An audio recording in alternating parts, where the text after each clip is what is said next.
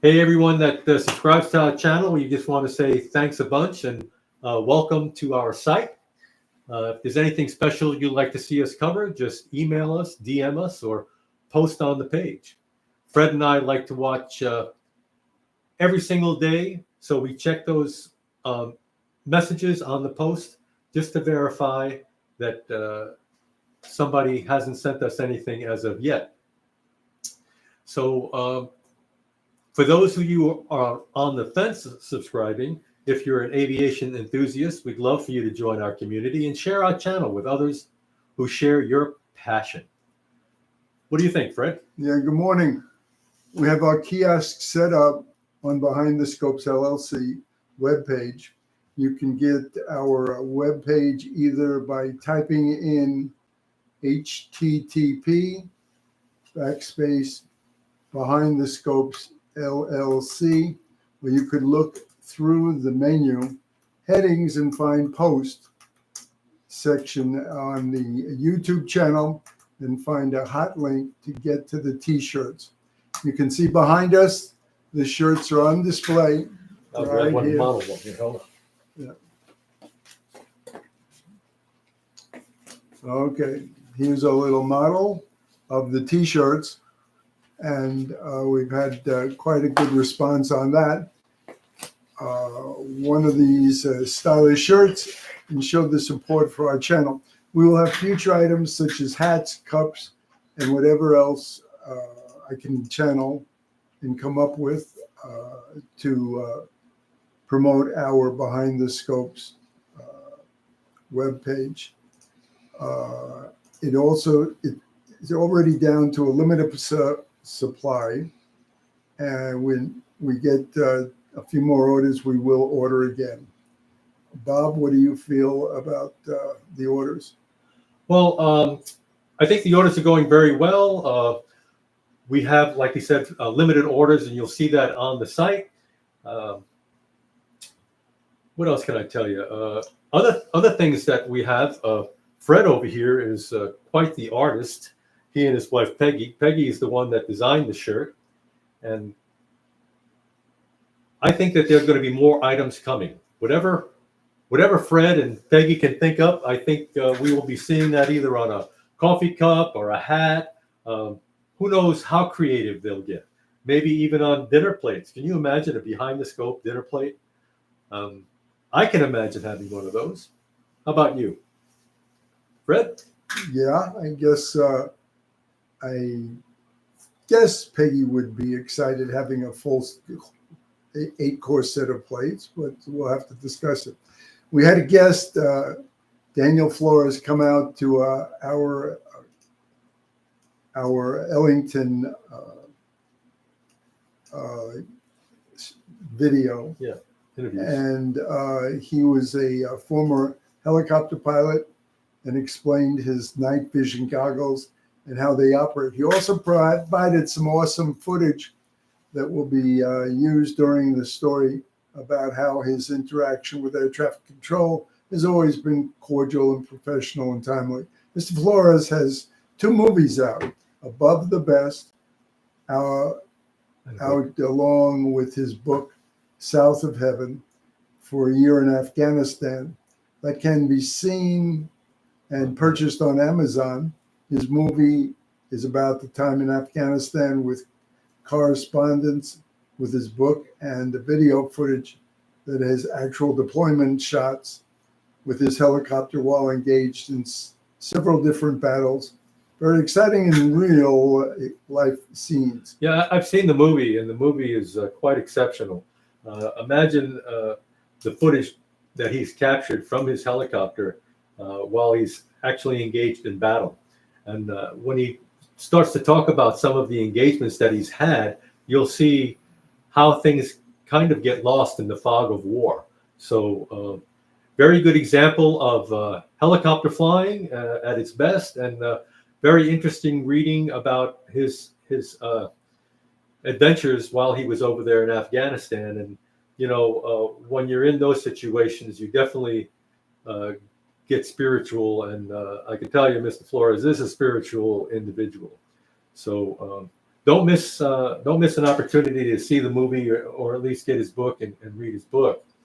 We had another guest that was out with us. Her name, Dana Williams Robinson. I was trying to get her to come out to do the podcast with us today, but she was busy, and her and another friend, her nickname Yaya, also came out. But Dana is very interesting because her mother was the first African American air traffic controller in the FAA. And Dana and I will be getting together to work closely and provide a documentary on her mom's rise through the FAA to become an air traffic controller, and how that opened other doors, the doors for other women to become controllers, and not just African Americans. I think just anybody of color. The FAA has always become flexible, more and more flexible. When I left, it was a very diverse and welcoming environment. There were a lot of people that were very happy to have the job.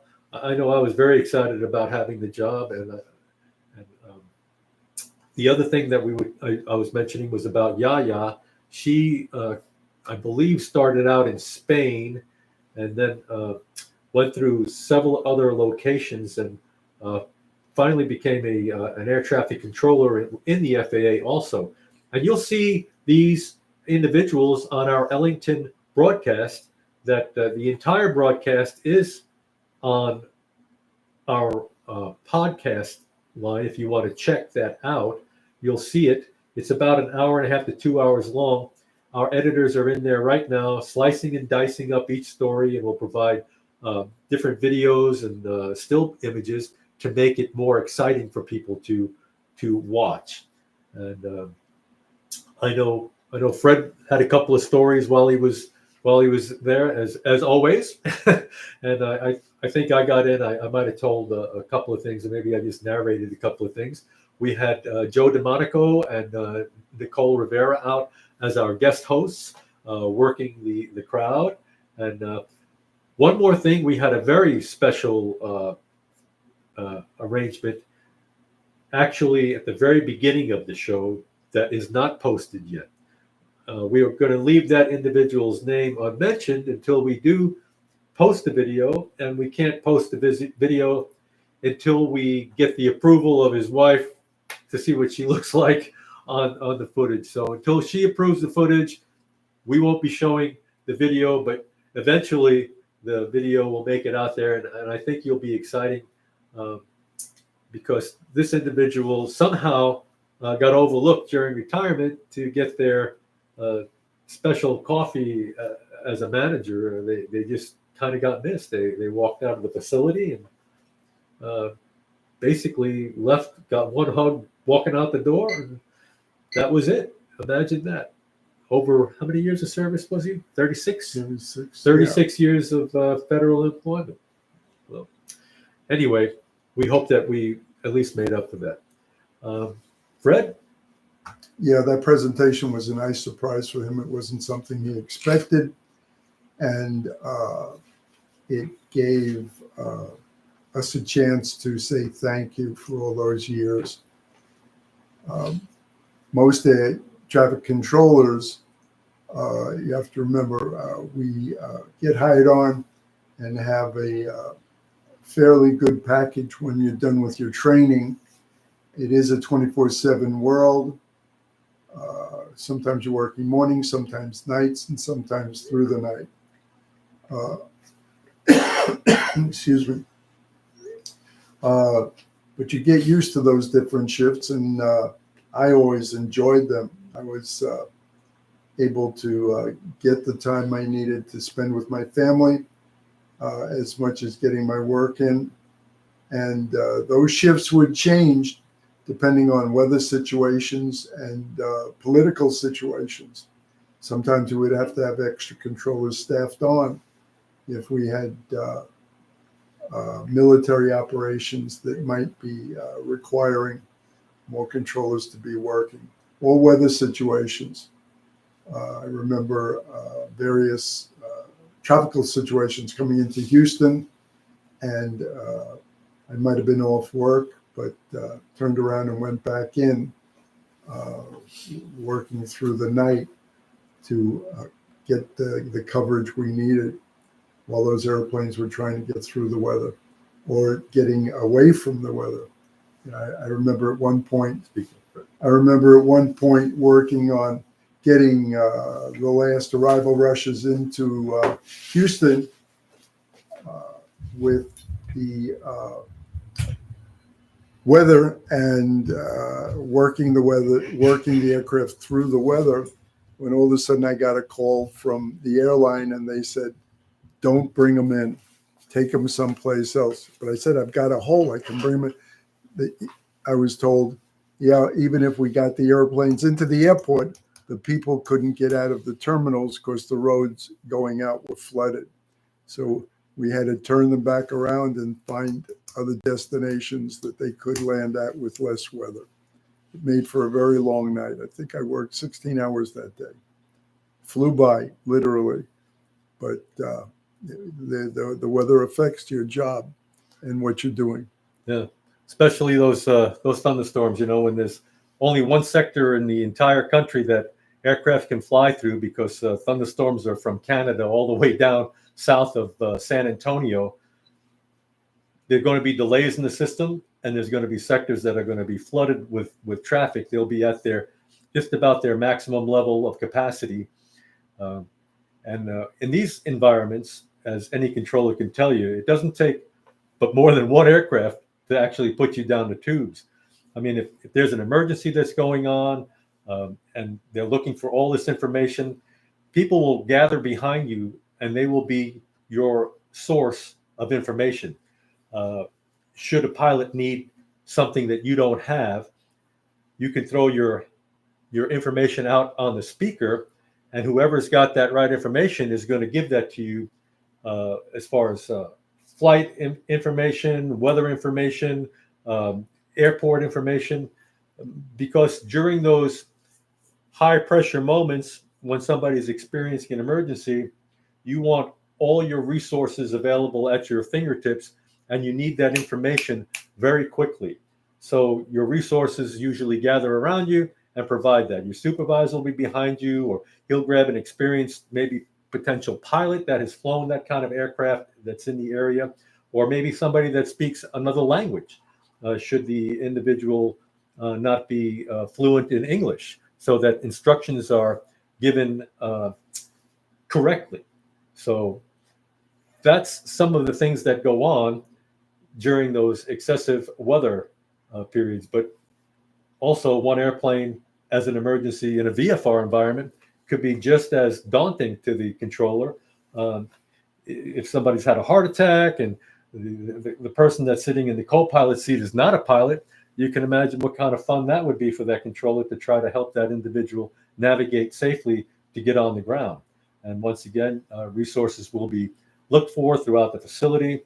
And most of these air traffic control facilities have 40, 50, 60 people on at one given time operating each of those sectors. So there's plenty of resources out there to help provide you with correct information. Is that right, Fred? Yeah. The story I remember with weather is working the southwest side of Houston down towards Corpus Christi and over towards San Antonio. And a VFR aircraft came on my frequency trying to get to Corpus Christi. And his equipment was limited. He didn't have weather radar. He was a low time pilot, but he wanted to get to Corpus Christi. And there's a form of operation that VFR pilots can use called requesting traffic advisories. I told him I'd give him traffic advisories. I gave him a suggested heading around the weather. And I wound up getting a letter of commendation from this whole situation because I was working so hard. And I had other aircraft coming in. While I was working the other aircraft, I asked those pilots to angle their radar dish for weather downward so they could look at the weather and give me more accurate readings of what was there. And I gave the VFR aircraft a heading. Uh, he's flying. I'm working other aircraft, and I check his situation, and he's in the weather, and he should never go in the weather. So I give him a heading to get out. I told him, if I give you a suggested heading that's going to take you into the weather, don't take it. And I want you to get there safe. Now he proceeds to, I give him another heading, and I'm getting weather checks, and I check his position. He's in the weather again. And I take him back out. I told him, if that heading looks like you're going to go into weather, don't take it. I give him another heading. Now, I'm working other aircraft, and I check again. I check him, and he's in the weather again. And I said to him, this isn't going to work. I said, I will help you get away from the weather and take you up towards Austin where it's clear. But if you want to go on your own, I'm not going to give you any more traffic advisories. And while I'm working, another controller calls me on the line to coordinate some traffic situations. And my manual controller working with me says, what am I going to do with this VFR aircraft? I look at him and I said, I don't know. He's got a damn death wish.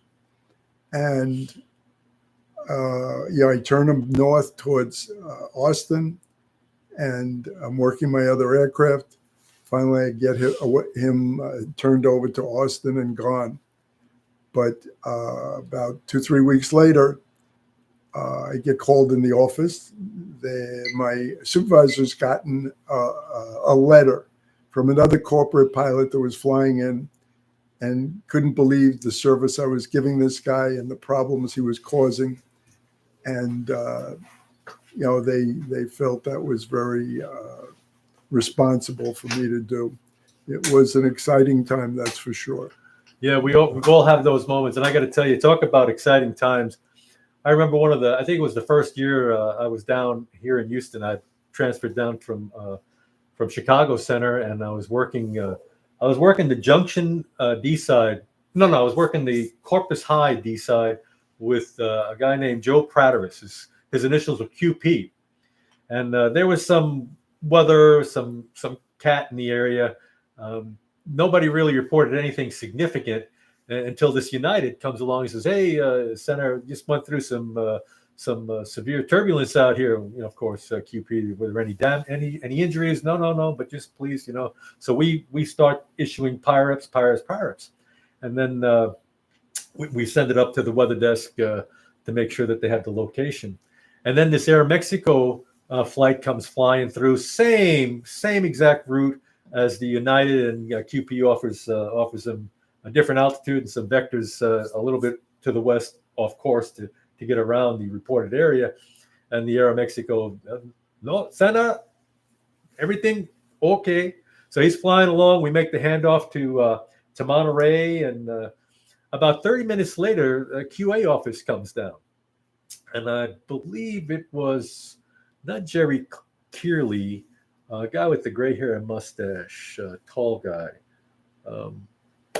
I remember his name. Jerry Groves? Not Jerry Groves. White hair. Well, anyway, this guy comes up behind us and says, "Hey, any of you guys work Aeromexico? Let's say 1, 2, 3, 4." And QP goes, "No, don't know anything about it. Didn't you guys have any severe turbulence?" "Oh yeah, we had one United. We reported it up front." And I said, and I'm about ready to say something, and QP gives me the elbow and the ribs, right? And I'm like, well, what's that about?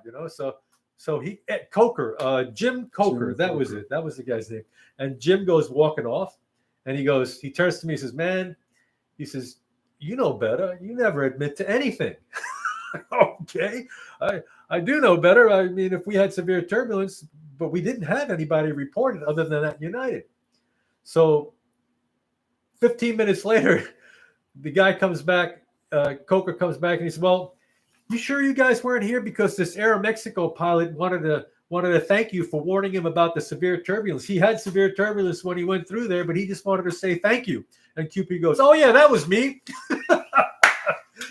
Right? I mean, that's the way it works, I guess. So, but it's always been a lot of fun working the boards, working the control positions, and especially Junction and Corpus. There was a lot of different things for me there.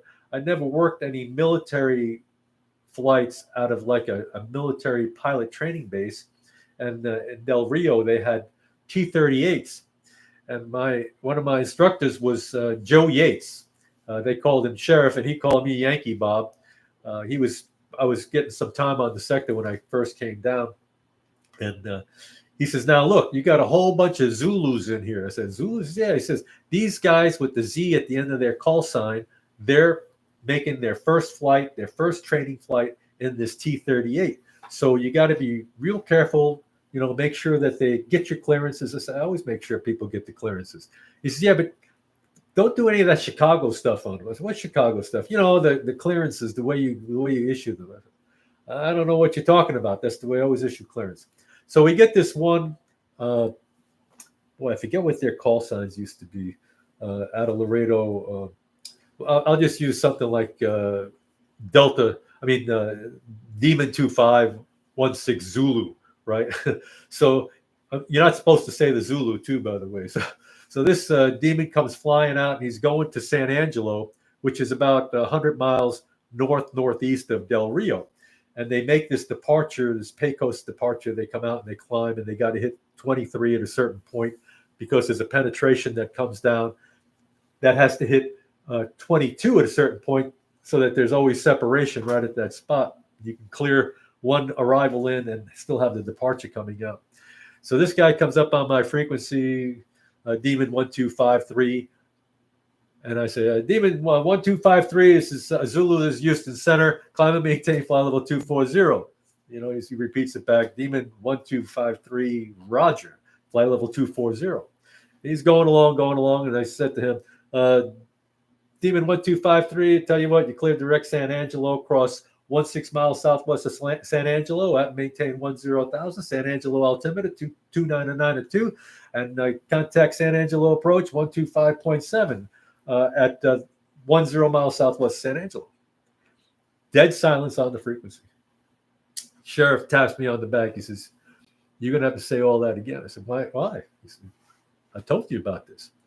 Pilot comes back. He says, "Houston Center, this is Demon 1253. Could you say all again after flight level 240? So I had to spoon feed him the information, one thing at a time. And I held on to him till he got 10 miles southwest of San Angelo and shipped him. But that was a really interesting experience, and I would hate to have been busy with a lot of weather traffic having to deal with a Zulu flight. Fortunately, those guys went in nearly nothing less than severe clear when they were flying out on their sorties. So, well, look, I guess we're about done here. If anybody has any questions or any other thing that you'd like to see, you could text us right now. The chat box is open. We want to say thank you so much for following our channel.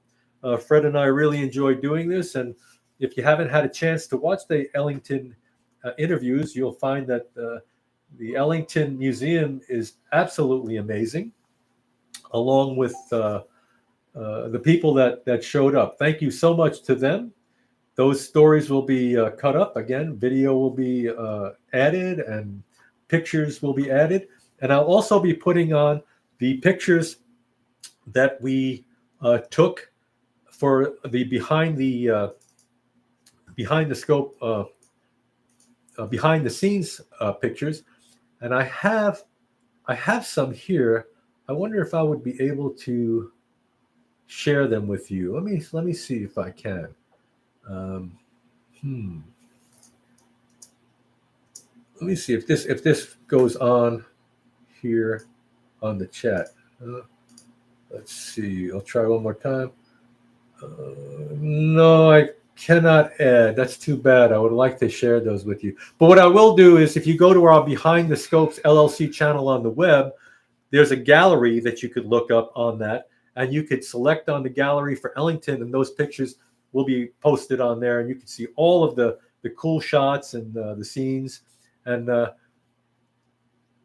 hopefully you'll give us a thumbs up and you'll share. So please remember, when you watch the videos, do thumbs up. We're getting close. We're over 500 watch hours now. Imagine that, right, Fred? Oh yeah, it's growing quickly, and we look forward to getting more people in the audience. Yeah. Everybody that I meet and show the channel to, they love it, and I know you guys do too. So, or you gals, whoever is out there. So look, you guys have a great weekend. One thing I want to also mention is today we're going to a celebration of life to one of my former controllers friend, Neil Humphrey. I worked with him, and he was a really neat guy. So prayers go out to him and his family. And then I also have a very dear friend right now in the hospital, and he's in ICU, and it doesn't look so good. So send the prayers out to him and his wife also. So you guys take care, and we hope to see you during the week. Subscribe, thumbs up, and share. Thank you so much. Have a good week. Good night.